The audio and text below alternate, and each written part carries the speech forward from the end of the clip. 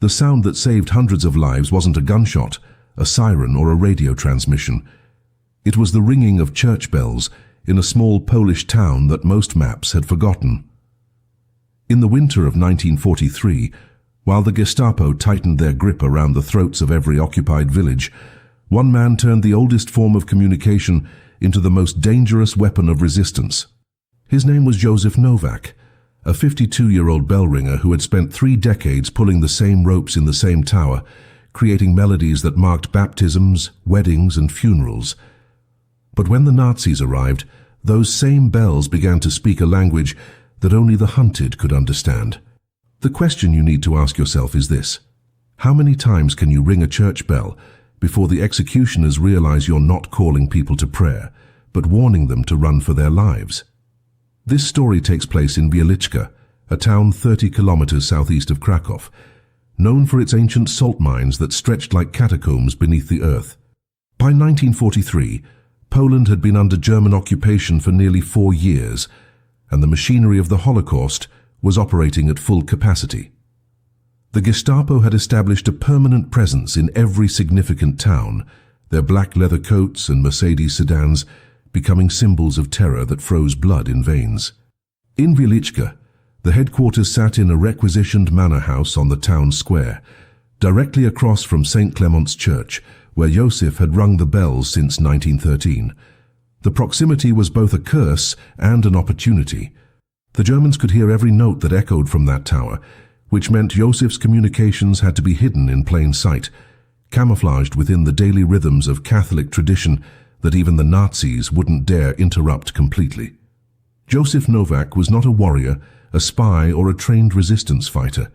He was a widower with arthritis in his left hand, a man whose entire world consisted of 147 stone steps leading to a bell tower, 3 bronze bells cast in 1768, and a view of red-tiled roofs that stretched toward the Carpathian Mountains. His daughter had fled to England before the invasion, and his son had been killed in the defense of Warsaw during the first weeks of the war. Joseph had nothing left to lose, which made him the most dangerous kind of person in occupied Europe. Someone with knowledge, access, and absolutely no fear of death. He knew every family in Wieliczka, understood the ebb and flow of the town's heartbeat, and most importantly, he had spent 30 years creating patterns that everyone recognized. When the bells rang at 6 in the morning, noon, and 6 in the evening, it was as natural as breathing. When they rang differently, people noticed. The system began by accident in March of 1943. Joseph had spotted a convoy of 3 Gestapo vehicles approaching from the Krakow road while he was in the tower for the noon Angelus. Below, in the narrow streets near the synagogue ruins, he knew that several Jewish families were hiding in cellars, protected by Polish neighbors who risked execution for their compassion. Without thinking, Joseph began to ring the bells in a pattern he had never used before. 3 rapid strikes, a pause, 3 more rapid strikes, another pause, then the normal Angelus sequence. It wasn't sophisticated, but it was different enough that Anna Wojcik, a young woman who worked with the underground, understood something was wrong. She ran through the streets, knocking on specific doors with a coded tap. And by the time the Gestapo began their sweep, the cellars were empty and the hunted had vanished into the salt mines below. That first success planted a seed that would grow into an elaborate network of acoustic signals. Joseph began working with Father Tomasz Kowalski and members of the local resistance to develop a language of bells that could communicate specific threats.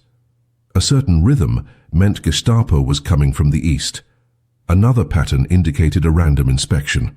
A third warned of arrests planned for that night. The beauty of the system was its deniability. Bells had rung in European towns for 1,000 years, marking time and tradition, and Joseph could always claim he was simply fulfilling his duties as a church servant. The Germans heard the bells every day, their sounds becoming background noise to their occupation, never suspecting that the old man in the tower was orchestrating an invisible evacuation network right under their noses. But systems built on sound are fragile, and in the paranoid mathematics of Nazi-occupied Poland, patterns eventually draw attention. By August of 1943, Hauptsturmführer Klaus Weber, the Gestapo officer in charge of Wieliczka, began to notice something he couldn't quite articulate: a correlation between unusual bell sequences and the frustrating emptiness of his raids. People seemed to disappear moments before his men arrived, as if the very air was warning them. Weber was not a stupid man, and he started to keep a notebook, logging the times and patterns of the bells, searching for the code hidden in the ancient bronze. The hunter was learning to hear what Joseph was saying, and the tower that had protected so many was about to become a trap. The transformation of Wieliczka, from a sleepy mining town into a pressure cooker of fear, happened gradually, then all at once. When the Germans first arrived in September of 1939, they were almost polite, requisitioning homes and supplies with bureaucratic efficiency rather than brutality. But by 1942, the mask had completely fallen away. The deportations to concentration camps began in waves, each one more violent than the last.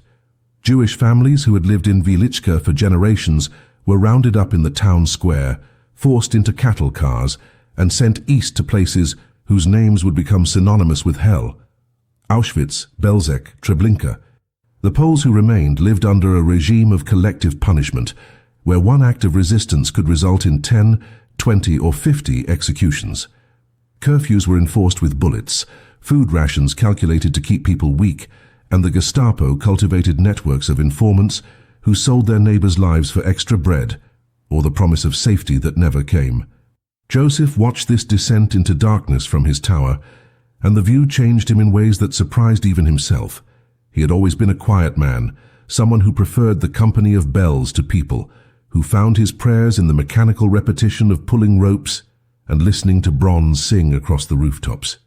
But when you watch children being torn from their mother's arms in a town square, when you see elderly men beaten for the crime of existing, when the smell of smoke from burning homes becomes as common as morning mist, something breaks inside you, or it forges you into something harder.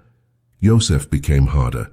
He stopped sleeping more than 3 or 4 hours a night, spending his time in the tower with a pair of binoculars he had taken from his dead son's military kit, scanning the roads that led into Wieliczka from every direction. He memorized the schedules of German patrols, learned to distinguish between routine inspections and the focused hunts that preceded mass arrests, and began to understand that his elevated position gave him something invaluable in a world gone mad: advance warning. The incident that truly catalyzed the bell code system happened on a cold morning in early March of 1943. Joseph had climbed the tower before dawn, as was his habit, to prepare for the 6 o'clock call to morning mass. Through his binoculars, he spotted something unusual on the Krakow road: a convoy of vehicles moving slowly, deliberately, the kind of procession that meant serious business rather than routine patrol. He counted 5 trucks and 2 staff cars, enough to transport perhaps 50 Gestapo officers and SS soldiers.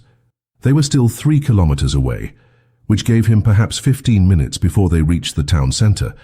Below him, Joseph knew that at least a dozen Jewish families were hiding in the cellars and attics of Polish homes throughout the old quarter, including the Lewandowski family tucked behind a false wall in the bakery, and the Rosenberg children concealed in a coal shed behind the butcher shop. If the Germans conducted a thorough sweep, they would find them, and everyone involved would die. Joseph's hands moved before his conscious mind fully registered what he was doing. Instead of the traditional 6 slow measured peals that announced morning mass, he grabbed the rope for the smallest bell and began a rapid staccato pattern: 3 quick rings, silence, 3 more, silence. Then he switched to the largest bell for one deep, resonant boom that seemed to shake the morning air.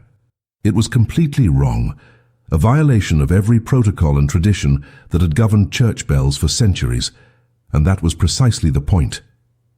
Down in the streets, Anna Wojcik was leaving her apartment to begin her shift at the town hall, where she worked as a clerk while secretly passing information to the resistance. She heard the pattern and froze, her mind racing to interpret what Joseph was trying to communicate. She had grown up in this town, had heard these bells every day of her life, and this sequence was alien, urgent, wrong, in a way that made her heart accelerate. Anna made a decision in that moment that would save lives, but also set in motion a chain of events that would eventually doom Joseph. She began to run. Within 12 minutes, the warning had spread through the underground network like electricity through copper wire.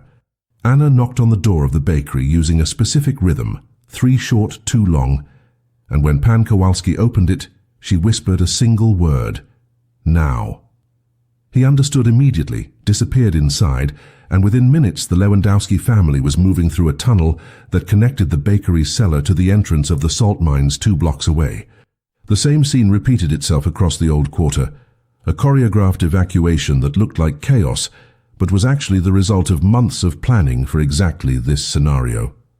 By the time the Gestapo convoy rolled into the town square and soldiers began kicking down doors, the rabbits had vanished into their warrens, leaving behind only empty hiding places and the lingering smell of fear. The Germans found nothing, and Hauptsturmführer Weber stood in the square, his face darkening with rage, while above him the bells of St. Clement's Church rang the traditional morning mass sequence, as if nothing unusual had happened at all. The success of that first warning created both hope and danger in equal measure. Within days, Father Tomasz Kowalski climbed the 147 steps to Józef's tower, ostensibly to discuss the schedule for upcoming holy days, but really to propose something far more dangerous. The priest was a complicated man, caught between his vows to God and his obligations to the suffering people of his parish. He had watched the Nazis desecrate his church, forcing him to remove Jewish converts from parish records and forbidding him from sheltering those the regime had marked for death. But Thomas had discovered that there were ways to resist that didn't require guns or bombs, acts of defiance hidden inside the rituals and routines that even the Germans hesitated to completely destroy. He sat with Józef in the cramped bell tower, surrounded by ropes and timber beams carved with the names of bell ringers going back 200 years, and he asked a question that would transform a spontaneous act into a systematic operation. Could Józef do it again, but with intention, with patterns that the resistance could learn to read like a language? Józef understood immediately what the priest was proposing, and he also understood the ematics of his own death. If he agreed, if he turned the bells into a communication system, he would eventually be caught. The Gestapo were many things, but they were not stupid, and patterns draw attention the way blood draws sharks. Yet Józef also understood something else. He was 52 years old. His wife was dead, his son was dead, his daughter was beyond his protection in England, and the arthritis in his hands was getting worse every winter.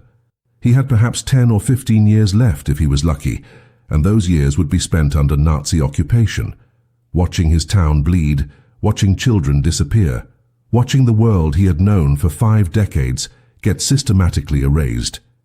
The choice, when he examined it honestly, was between dying slowly of bitterness and irrelevance, or dying quickly with the knowledge that he had saved lives.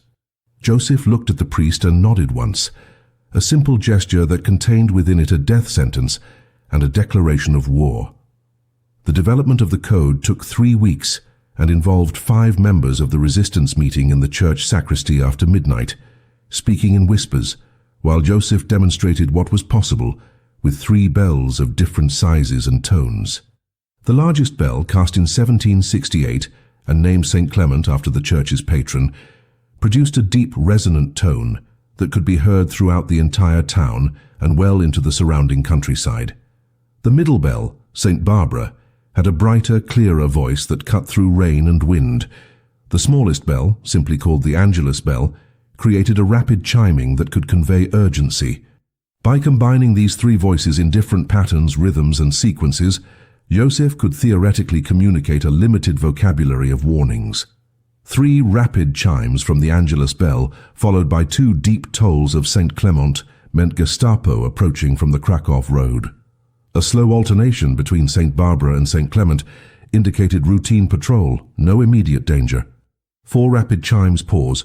4 more rapid chimes meant raids planned for tonight hide now. The system had to be simple enough for ordinary people to remember under stress, but complex enough to convey useful information and flexible enough to be disguised within legitimate bell ringing. Józef proposed that he would always begin and end with traditional sequences, the calls to Mass, and the Angelus prayers that had governed church bells for centuries, but embedded within those familiar patterns would be the warnings. To an untrained ear, it might sound like the old bell ringer was simply taking longer than usual, or adding flourishes to the traditional melodies. To those who knew the code, every extra chime, every unusual pause, every deviation from the norm carried meaning that could mean the difference between life and death. The resistance members memorized the patterns, then went out and taught them to trusted families, creating a network of listeners who would snap to attention whenever the bells sang anything other than their expected songs. The first month of the operational code system saved an estimated 37 lives, though the exact number was impossible to verify in a world where people disappeared and reappeared like ghosts. Josef rang warnings for 4 separate Gestapo raids, 3 random inspections, and 2 nights when the SS conducted door-to-door searches for contraband and hidden Jews. Each time the bells spoke their secret language, and each time the hunted managed to stay one step ahead of the hunters. The system worked so well that the resistance began to rely on it completely, building their evacuation plans around the assumption that Josef would always be in his tower, always watching the roads, always ready to pull those ropes and send warnings echoing across the rooftops. This reliance, this assumption of invulnerability, was the first crack in a system that was never designed to last forever, but only to buy time in a world where time was the most precious commodity anyone possessed. The life of a bell ringer in occupied Poland became a peculiar form of warfare that required no weapons, only vigilance and nerves that never rested. Josef developed routines that would have seemed obsessive to an outside observer, but were actually survival protocols, disguised as the habits of an old man. He arrived at the tower every morning at 4:30, a full 90 minutes before the first scheduled ringing, climbing those 147 stone steps in darkness, with knees that protested every ascent. Once in the tower, he would position himself at the western window with his binoculars and begin the watch, scanning the 3 main roads that connected Wieliczka to the outside world. He learned to read the landscape like a text, understanding that dust clouds on dry days meant vehicles approaching, that the flight patterns of crows could indicate unusual activity in the forests, that the absence of farmers in fields during working hours suggested they had been warned to stay inside. His entire existence narrowed to patterns and their disruptions. Josef knew that the German supply trucks arrived every Tuesday and Friday at approximately 10 in the morning, that the Gestapo changed shifts at the headquarters across the square at 8, 14, and 22 hours, that Hauptsturmführer Weber took his lunch at precisely 13 hours, and his staff car was always parked in the same spot. This knowledge allowed Josef to distinguish between the routine machinery of occupation and the exceptional movements that signaled danger. When an extra vehicle appeared in a convoy, when patrols deviated from their usual routes, when soldiers gathered in unusual numbers at the headquarters, Josef's instincts would trigger and his hands would move toward the ropes. He developed an almost supernatural sensitivity to aberration, the way a sailor can sense a storm building beyond the horizon, and this sensitivity kept the network alive through the spring and summer of 1943. But the constant vigilance extracted a terrible price from Josef's body and mind. He stopped attending meals with other church staff, instead eating stale bread and hard cheese in the tower while maintaining his watch. His sleep became fragmented, never more than 2 hours at a time, because he had trained himself to wake at the slightest unusual sound, vehicles in the night, shouting in German, the metallic click of rifles being loaded. His hands, already compromised by arthritis, began to develop calluses and then open sores from pulling the heavy ropes multiple times each day. Father Tomasz tried to convince him to take breaks, to share the duty with others, but Josef refused with a stubbornness that bordered on fanaticism. He had memorized the code, understood the nuances of each warning, and more importantly, he had developed an almost psychic connection to the rhythms of the occupation. No one else could read the signs as quickly or as accurately, and in a system where 15 minutes of advance warning meant the difference between escape and capture, those extra minutes of recognition time were everything. The toll was not just physical, but psychological. Josef began to experience a form of hypervigilance that modern doctors would recognize as a symptom of trauma, but which he simply understood as the price of his mission. Every sound made him flinch. Every shadow could be a Gestapo agent. Every unfamiliar face in the town square might be an informant mapping the network. He stopped speaking unless absolutely necessary, communicating with Father Tomasz and Anna through notes passed during confession or brief whispered conversations in the sacristy after midnight mass. His world contracted to the dimensions of the bell tower. The view through his binoculars, the weight of the ropes in his damaged hands, and the terrible responsibility of knowing that people lived or died based on his ability to stay awake, stay alert, stay one step ahead of the machine that wanted to grind them all into dust. By September of 1943, Joseph had been operating the bell code system for 6 months, and the strain was evident to anyone who bothered to look closely. His face had become gaunt, carved down to essential angles of cheekbone and jaw. His eyes had developed a haunted quality, perpetually scanning, never at rest, darting from face to face as if searching for betrayal in every expression. His hands shook when they were not gripping the bell ropes, a tremor that started in his fingers and sometimes spread up his arms. But the system worked, and the evidence of its success was written in negative space. The families who were not deported, the children who were not murdered, the resistance members who were not arrested. Joseph had become a ghost, haunting his own tower, barely alive but absolutely essential, a human early warning system whose continued existence was the only thing standing between the hunted and the hunters who never stopped searching. Hauptsturmführer Klaus Weber was not the typical brute that often rose through the ranks of the SS. He had studied mathematics at the University of Heidelberg before the war, and his mind worked in patterns, probabilities, and statistical anomalies. When he first arrived in Wieliczka in January of 1943, he approached the occupation with the same methodical precision he had once applied to complex equations. Weber kept detailed records of every raid, every arrest, every search operation, noting locations, times, outcomes, and any irregularities. By late August, after 6 months of frustratingly empty raids, he began to notice something that his less analytical colleagues had missed: a correlation between certain bell patterns and the sudden absence of targets.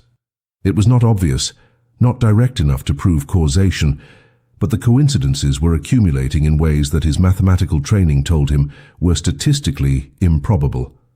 Weber started his own surveillance operation, one that had nothing to do with Jews or resistance fighters, and everything to do with understanding the invisible communication network he suspected existed in Wieliczka. He requisitioned a room in the headquarters that faced St. Clement's Church and began logging every bell sequence he heard, noting the time, duration, pattern, and any deviations from what he understood to be normal church bell protocol. He had never been religious, had always viewed the Catholic rituals of Poland as superstitious theatre, but now he forced himself to learn the legitimate patterns: the Angelus at 6, 12, and 18 hours, the calls to Mass, the tolling for funerals, the celebrations for feast days. Once he understood the baseline, the anomalies became visible. 3 rapid chimes embedded in an otherwise normal Angelus sequence. An unusually long pause between tolls during evening prayers. A single deep ring of the largest bell at times when no religious ceremony was scheduled. The Hauptsturmführer began testing his hypothesis with controlled experiments that would have made his university professors proud, but which in practice meant gambling with human lives as if they were data points. He would schedule a raid, but delay its execution by 30 minutes, watching to see if the bells rang anything unusual during that waiting period. When they did, he would cancel the raid and observe whether his targets remained in place or disappeared. The results confirmed his suspicions with uncomfortable consistency. When the bells sang their strange songs, people vanished, and when the bells remained silent, his raids succeeded. By mid-September, Weber was certain he had identified the mechanism of communication, though he had not yet identified the communicator or cracked the specific code. He knew the bells were speaking, but he did not yet know what they were saying or who was controlling the conversation. Weber's next step was to identify the bell ringer, which proved easier than cracking the code itself. A few discreet questions to the local Polish administrators revealed that St. Clement's had only one bell ringer, an old man named Joseph Nowak, who had held the position for 3 decades and who practically lived in the tower. Weber began watching Joseph with the same intensity that Joseph had been watching the roads.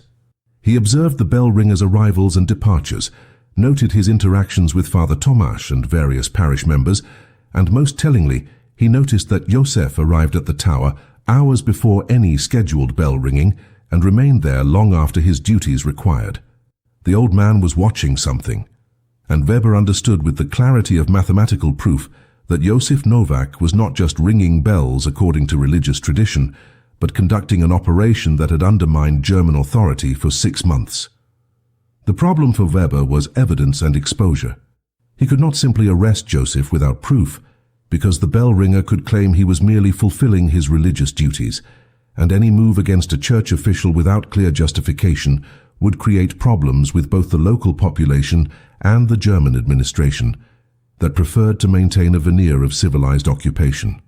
More importantly, if Weber arrested Josef, he would shut down the communication network, but he would not capture the larger resistance organization that relied on it. What Weber wanted was not just to stop the bells, but to use them as bait, to force the resistance into the open by manipulating the very system they trusted. He began formulating a plan that was elegant in its cruelty. He would let Josef continue ringing his warnings, but he would feed the old man false information, turn the bells into a weapon that would trap rather than save, and use the trust the resistance had in their bell ringer to destroy them all at once. The trap was set on a cold morning in late September, when the first hints of autumn were turning the leaves gold and crimson across the Carpathian foothills. Weber orchestrated what appeared to be a routine supply convoy, 5 trucks moving slowly along the Krakow road at precisely the time when Josef would be in his tower preparing for the noon Angelus. But this convoy was theatre, a performance designed for an audience of one. Weber positioned himself in the headquarters with binoculars trained not on the road but on the bell tower, waiting to see if Josef would take the bait. The trucks moved at half their normal speed, deliberately visible, deliberately suspicious, carrying soldiers who had been instructed to look alert and ready for action. It was a convoy that screamed raid incoming to anyone trained to read such signs, and Weber was betting that Josef's instincts would override his caution. Josef saw the convoy at 11:45, 15 minutes before the scheduled Angelus. Through his binoculars, he counted the vehicles, noted the unusual number of soldiers visible in the truck beds, observed the slow, deliberate pace that suggested they were preparing to deploy rather than simply passing through. Every indicator suggested a major operation, possibly the largest raid Wieliczka had seen in months. His hands moved toward the ropes automatically, muscle memory overriding the small voice of doubt that whispered in the back of his mind. Something felt wrong about this convoy, too visible, too obvious. But Josef had learned over 6 months that hesitation cost lives. He made his decision and began the warning sequence. 4 rapid chimes of the Angelus bell, pause, 4 more chimes, then a smooth transition into the normal noon Angelus, as if the extra rings were simply enthusiastic preparation for the main event. Down in the streets, the warning spread through the network with practiced efficiency. Anna heard it from her desk at the town hall and immediately left, claiming illness to her German supervisor. She moved through the old quarter with apparent casualness, stopping at specific doors, delivering the message with subtle gestures and coded phrases.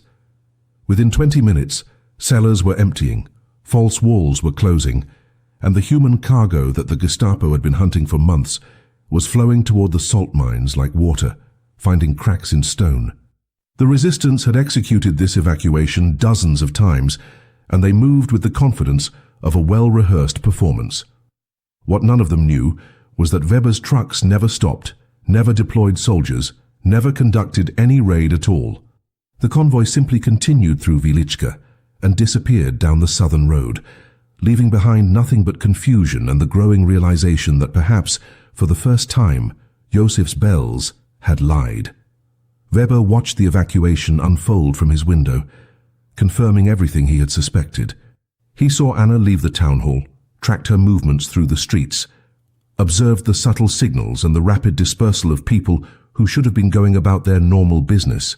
Most importantly, he now understood the warning pattern. 4 chimes, pause.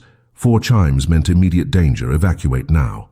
The Hauptsturmführer smiled, not with joy but with the satisfaction of a mathematician who has just solved a particularly elegant proof. He had cracked the code not by intercepting messages or torturing informants, but by creating false data and observing the system's response. Now he possessed the most dangerous knowledge possible. He could speak the language of the bells, could make them say whatever he wanted, could turn Josef's warnings into instruments of betrayal. Over the next 2 weeks, Weber conducted 3 more false alarm operations, each one slightly different, each one designed to map additional patterns in the bell code system. He learned that 3 rapid chimes followed by 2 deep tolls meant Gestapo from the east, that alternating bells indicated routine patrol, that the absence of certain traditional sequences could itself convey meaning.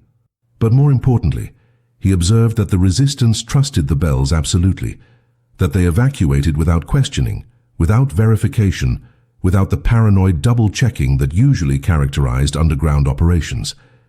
This trust was the weakness Weber intended to exploit, because trust, once established, becomes a weapon in the hands of those willing to abuse it. The Hauptsturmführer began planning his masterpiece, a raid so perfectly timed, so completely unexpected, that it would destroy the resistance network in a single night, and at the center of his plan was Josef Novak, the bell ringer who would unwittingly become the instrument of his own network's destruction. The night of October 15, 1943, began like any other evening in occupied Wieliczka, with the 6 o'clock Angelus ringing across a town, settling into the uneasy darkness of curfew.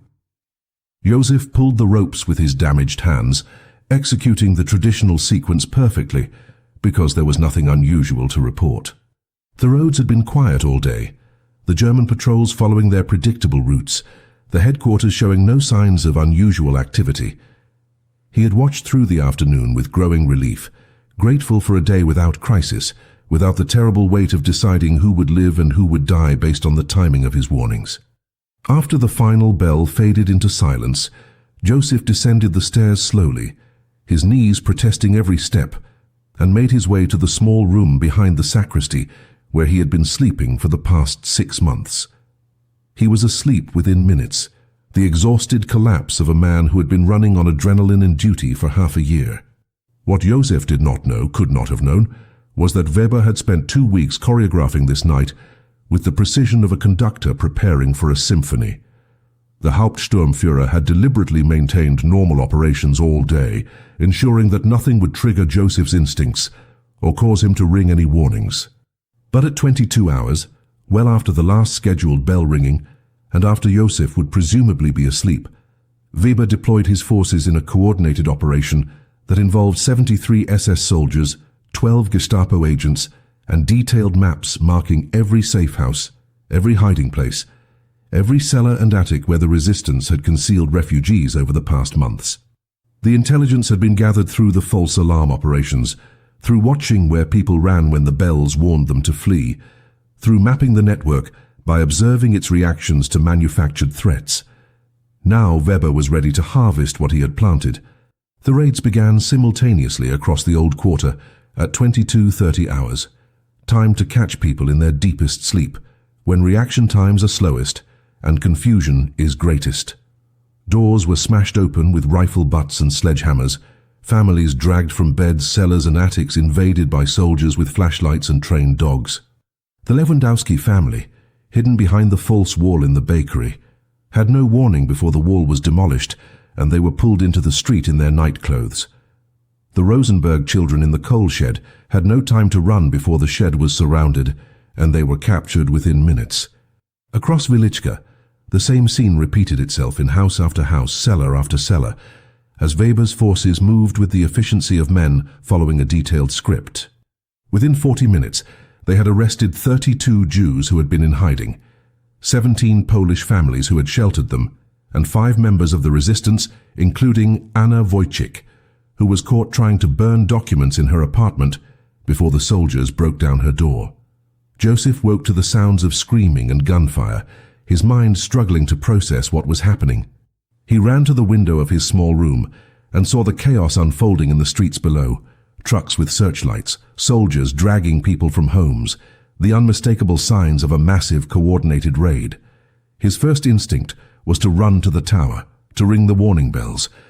But even in his panic, he understood the terrible mathematics of the situation. The raid was already underway, the arrests already happening, and any warning now would only confirm to the Germans that the bells were being used for resistance communication. Joseph stood at the window, paralyzed by horror and helplessness, watching the network he had protected for 6 months being systematically destroyed, while his bells remained silent in their tower, useless instruments that could no longer save anyone. By midnight, the operation was complete, and Weber stood in the town square surrounded by his prisoners, who knelt in rows with their hands bound behind their backs. The Hauptsturmführer made a point of looking up at St. Clement's Church, at the dark tower where Joseph's bells hung silent, and he smiled. He had won not through torture or brutality, but through patience and understanding, by learning the language of his enemy and using it against them. The bells that had saved so many had betrayed them all in the end, not through any fault of Joseph's, but through the simple fact that trust, once established, creates predictable behavior, and predictable behavior can be exploited by anyone smart enough to recognize the pattern. Weber had turned the resistance's greatest strength into their fatal weakness, and now he was ready for the final act of his operation, making an example that would echo across occupied Poland and ensure that no one would ever again dare to use church bells as instruments of defiance. Dawn came to Wieliczka on October 16th, with the kind of cold clarity that makes every detail sharp and unforgiving. Joseph had not slept after witnessing the raid, had instead spent the night in his tower, watching the headquarters across the square, where lights burned continuously and screams occasionally pierced the silence when interrogations became violent. He knew what was coming, had known from the moment he understood that Weber had outmaneuvered him, that the game was over and the price would be extracted in blood. At 7 in the morning, 2 SS soldiers climbed the 147 steps to the bell tower and found Joseph sitting calmly beside his ropes, his hands folded in his lap, looking like a man who had already made peace with whatever came next. They did not beat him or drag him down the stairs, simply informed him in broken Polish that Hauptsturmführer Weber requested his presence at the headquarters immediately. Weber's office was on the 2nd floor of the requisitioned manor house, a room with high ceilings and windows that overlooked both the town square and St. Clement's Church. When Joseph was brought in, the Hauptsturmführer was standing at the window, his back to the door, and he did not turn around for a full minute, letting the silence build like pressure in a sealed container.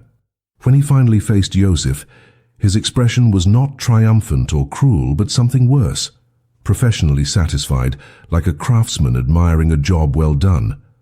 Weber spoke in fluent Polish, his university education evident in his precise grammar, and he laid out everything he had discovered about the bell code system with the thoroughness of a professor delivering a lecture. He explained how he had identified the pattern, how he had tested his hypothesis with false convoys, how he had mapped the resistance network by watching people flee from warnings that meant nothing. He wanted Joseph to understand that he had not been caught through betrayal or accident, but through simple intellectual superiority. Then Weber made his offer, delivered with the casual tone of someone discussing business arrangements rather than life and death. Joseph could cooperate, could provide the names of everyone involved in the resistance network, could testify that Father Tomasz had coerced him into using the bells against his will, and in exchange, Weber would ensure his execution was quick and relatively painless, a bullet rather than the slow strangulation of a noose or the extended agony of torture. The Hauptsturmführer was offering Joseph the opportunity to die as an informant rather than as a hero, to save himself hours or days of suffering by betraying everyone who had trusted him. Weber even showed Joseph a list he had compiled, names and addresses of suspected resistance members, and asked him simply to confirm or correct the information as if verification of mass murder was a trivial administrative task.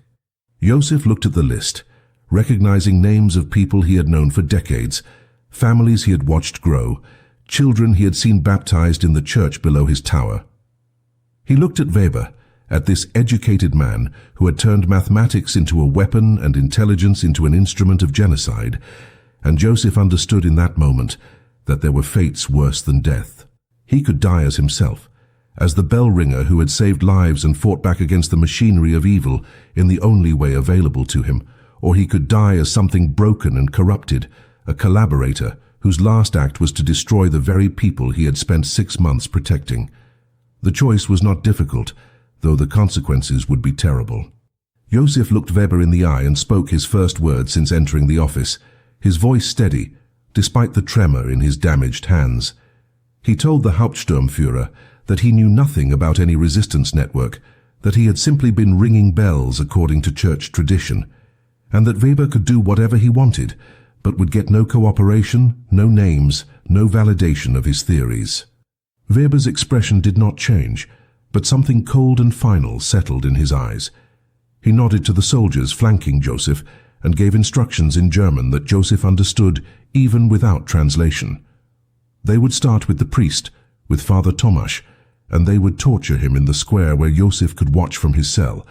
They would break Anna in the basement, where her screams would echo through the building. They would execute the families one by one, until Joseph provided the information Weber wanted. And if Joseph remained silent, they would make his death last days instead of minutes, would turn his dying into a public spectacle that would terrify the entire town into submission. The Hauptsturmführer was offering Joseph a choice between his own suffering and the suffering of everyone he cared about, between his integrity and their survival. And both men knew that there was no correct answer to this equation, no solution that did not result in horror piled upon horror, until the very concept of mercy became a distant memory. The executions began at noon on October 17th in the town square, timed with deliberate symbolism to coincide with the hour when Joseph would normally ring the Angelus bells. Weber had ordered a gallows constructed overnight, a crude but functional wooden structure that could accommodate 3 nooses simultaneously, and he had positioned it directly in front of St. Clement's Church so that the condemned would die looking at the building that had been the source of their hope. Joseph was forced to watch from a barred window in the headquarters, his wrists bound, 2 guards ensuring he could not look away or close his eyes.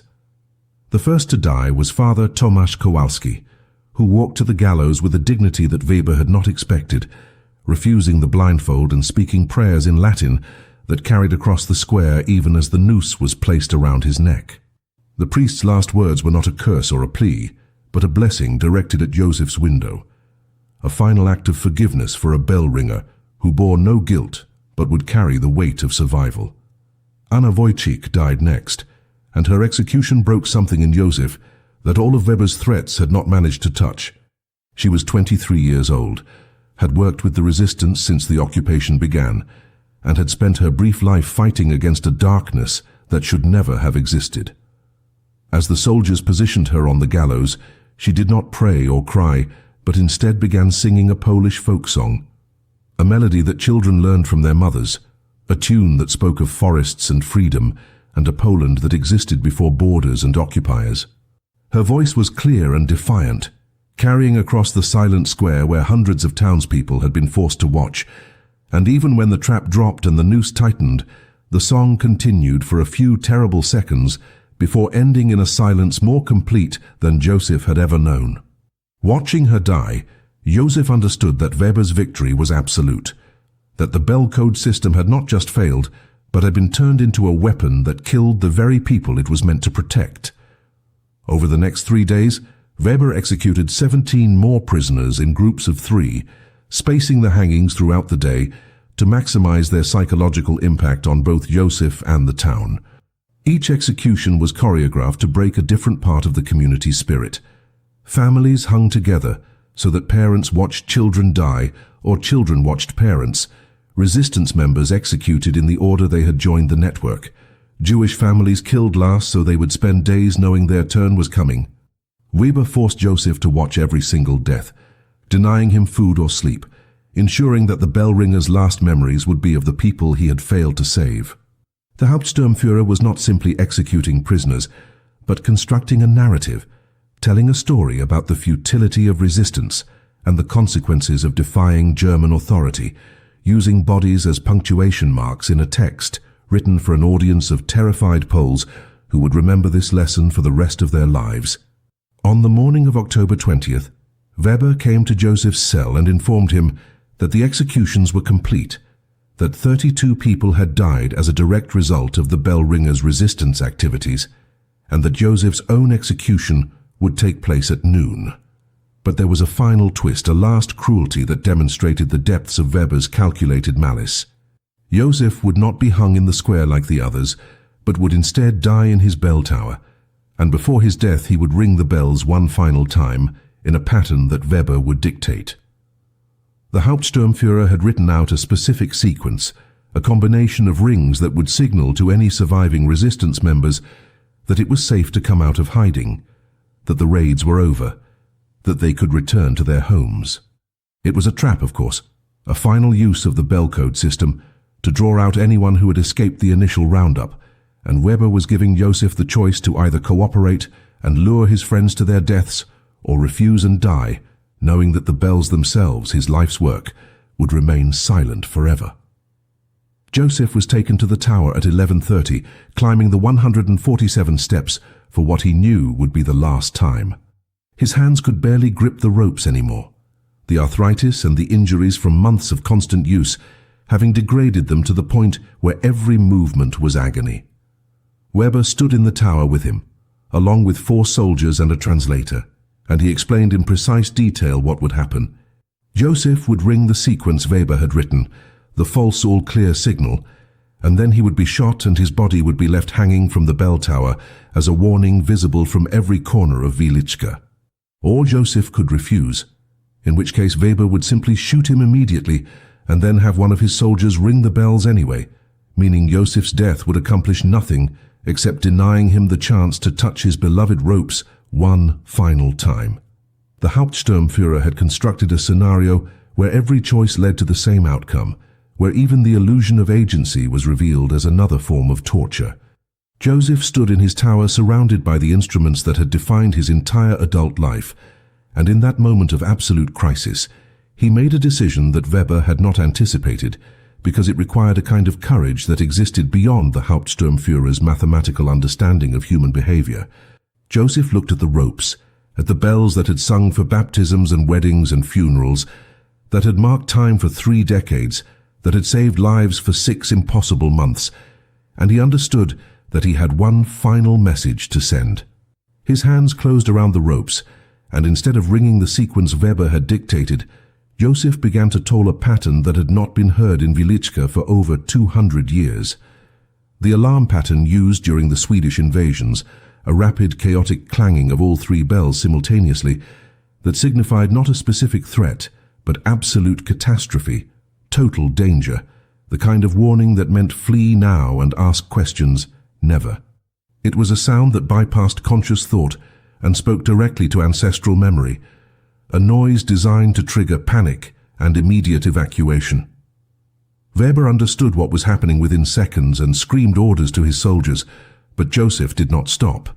Even as bullets tore through his body, even as his blood splattered across the ancient ropes and his legs gave out beneath him, he held on and continued pulling with the last strength remaining in his ruined hands.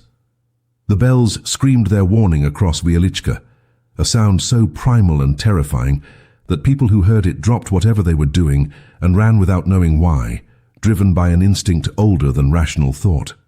The few resistance members who had escaped the initial raids heard those bells and understood that Joseph was telling them not to trust anything, not to believe any signal, that the code was compromised, and the only safety was in complete disappearance. By the time Joseph's hands finally released the ropes and his body crumpled to the tower floor, he had rung his last warning, and it was perhaps the most honest message he had ever sent. There is no safety here, there is no salvation, there is only the necessity of resistance even when resistance means death. The story of Josef Novak ends in that tower, but the implications of his choice ripple forward through time in ways that demand our attention today. Weber had won the tactical battle, had destroyed the resistance network and executed dozens of people, but Joseph's final act of defiance meant that the bell code system died with integrity intact rather than being turned into a weapon against the very people it was meant to protect. In the immediate aftermath, the chaos caused by Joseph's alarm bells allowed 3 resistance members to escape Wieliczka entirely, and they carried the story of the bell ringer with them as they joined partisan groups in the forests. After the war, when survivors returned to rebuild their shattered town, they commissioned a plaque in St. Clement's Church that read simply, "Joseph Novak, bell ringer, who made music into weapon and silence into victory." The bells themselves were damaged by bullet holes and blood, and the church chose never to repair them, leaving the scars visible as a reminder of what had happened in that tower. What strikes me most powerfully about Joseph's story is the impossible mathematics of resistance under occupation. He saved lives, dozens of them, maybe more, but in the end, those same efforts led to arrests and executions when the system was turned against itself. So the question we have to ask ourselves, the question that has no comfortable answer, is this: was Joseph's resistance worth it? Did the lives saved during those 6 months justify the deaths that came when the network was compromised? I believe the answer is yes, but not for the reasons you might think. Joseph's value was not purely in the tactical success of saving specific individuals, but in the demonstration that resistance itself was possible, that even an old man with arthritic hands and no weapons could fight back against the machinery of genocide.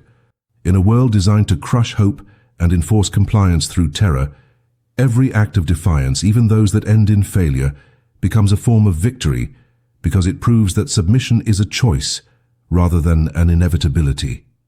Think about the position Weber put Joseph in during those final minutes: ring the false signal and betray everyone, or refuse and die knowing the bells would be silenced forever. Post-analyses of this moment focus on Joseph's courage in choosing his chaotic alarm instead, but I want you to consider something else. Joseph understood that he was going to die, regardless of what he chose, that Weber had constructed a trap with no escape, and yet he still found a way to communicate truth in his final breath. That kind of defiance, that refusal to accept the false choices offered by oppressors, is the heart of resistance that actually matters. Weber thought he understood human behavior, thought he could predict and control responses through fear and manipulation, but he failed to account for the possibility that someone might choose chaos over compliance, might destroy the system rather than allow it to be corrupted. This is the lesson that echoes across decades. When faced with impossible choices constructed by evil, sometimes the only moral response is to reject the premise entirely and create a third option that your oppressor never imagined. So I want to leave you with this question, and I want you to really sit with it. If you were in that tower with bullets about to end your life, with the ropes in your hands and the knowledge that your next action would be your last, what would you ring? Would you have the courage to choose defiance over obedience, chaos over control, even knowing it would change nothing about your own fate? Joseph Novak was not a soldier or a spy or anyone histo. Rai would have remembered under normal circumstances. He was a bell ringer with bad knees and worse hands, a man whose entire significance came from recognizing that his ordinary position gave him extraordinary opportunity.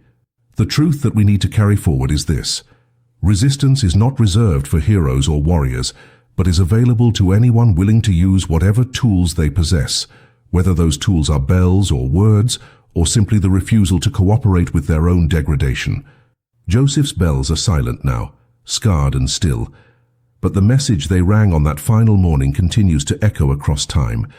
Even in the darkest moments of human cruelty, even when the mathematics of survival seem impossible, the choice to resist remains available to anyone brave enough, or desperate enough, or angry enough to reach for it.